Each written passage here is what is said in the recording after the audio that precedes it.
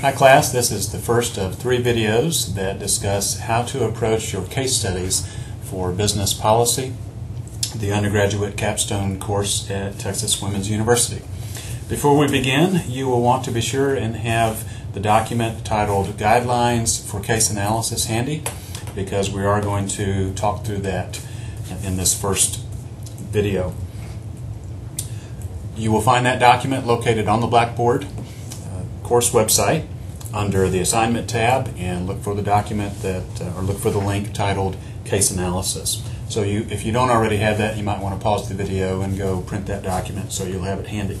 Then in the second video, we're going to talk about critical thinking skills, as well as the top 12 common mistakes on strategic planning. And then in the third part, we'll talk about some of the research resources that are available to you, particularly talking about the research guide that is posted on Blackboard, as well as sources for the industry averages on your financial ratios. So looking at the guidelines for case analysis, you will see that the projects are divided into 3 parts. And the first part is problem identification, and then situation analysis, and then recommendations. And then you'll also see that I've given you a sample case study outline. So let's talk first about the problem identification. All of the case studies in your text have some sort of underlying problem that you're trying to solve. So you might read through the case once or twice just to start to get familiar with the overall situation and with the facts of the case, and then read through it again thinking specifically about what is the underlying problem. You also should make a distinction between symptoms and the problem. So for example, if a case said that a company had high employee turnover, that's a symptom. There must be some sort of underlying problem that is causing that high turnover. Now, it could be that the company does not pay competitive wages. It could be that perhaps they have ineffective orientation or training programs. It could be that they don't have adequate benefits. It could be that they have poor supervision. It could be any number of reasons that employees leave the company. So what you're looking for is what is the underlying problem, not the symptom itself. You also might be aware that sometimes there are multiple problems. Some of the cases have 2, maybe even 3 problems. And when you find that to be the case, then ask yourself, what ties all of these problems together? Is there some sort of common theme or common thread that relates these problems to each other? So that's the problem identification part of the paper.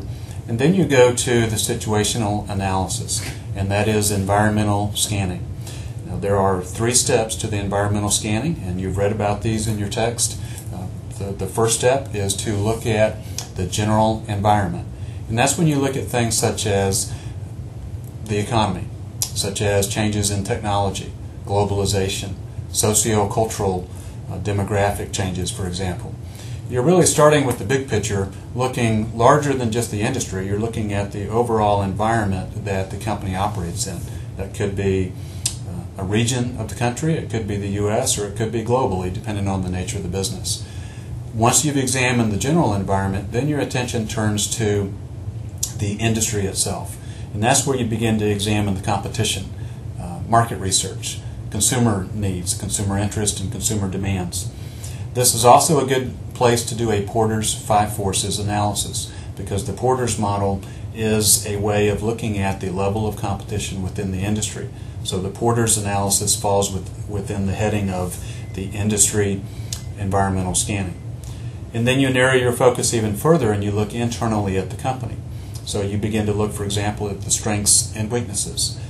One thing that is required for every case study as part of the internal analysis is to do financial ratios. You'll conduct financial ratio analysis on 3 years of data, so 3 years of balance sheet and income statement data. And be sure that each of the case studies that you choose, both for your 2 individual case studies and your team case study, be sure that those cases do have 3 years worth of financial data. Most of the cases in the textbook do, but not all. There's 4 or 5 cases that do not. So if you have chosen one of those cases that did not have the financial data, you will want to go back and choose another one. Now, you have conducted financial ratio analysis. You've studied that and practiced that in accounting classes in the past. You do have a refresher section in your textbook that gives you the financial ratios, the actual formulas that you'll need. Just as a reminder, you will need to conduct financial ratios in 4 different categories: profitability, liquidity, asset utilization, and market value.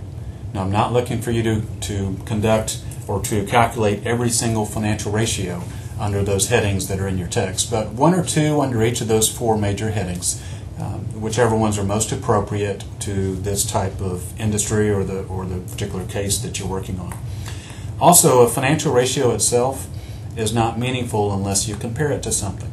So you need to compare it to 2 things: to the industry average and then also to the industry leaders. In part 3 of this video series, we'll discuss a little bit more about where to get those industry averages. And then the final 3rd part of the paper is recommendations. And in this section, you are talking about strategy recommendations.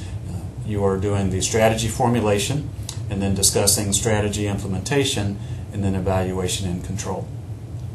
Now, one thing I would like to point out there is when you identify the strategy that you're recommending, be sure that you have at least 2 or 3 alternatives that you've considered. In other words, don't just choose a strategy and recommend it, but show me that you've thought about ideally 3 different strategies, and then you've discussed the pros and cons of each, weighed the merits of each, and then chosen what you think is the best strategy.